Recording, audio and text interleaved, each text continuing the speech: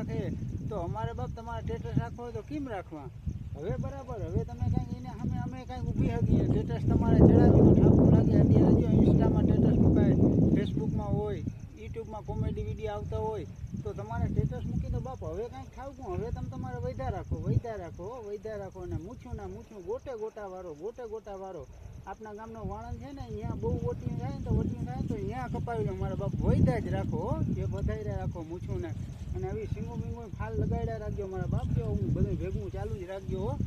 તો હું જીકા રાખો મારા બાપ. જો આ સિંગું છે ને એમ લગાડ્યા રાખો અને મૂછું કાતરા લગાડ્યા રાખો મારા બાપ. હવે ભલે જીકો તમે તમારો જીકા રાખો.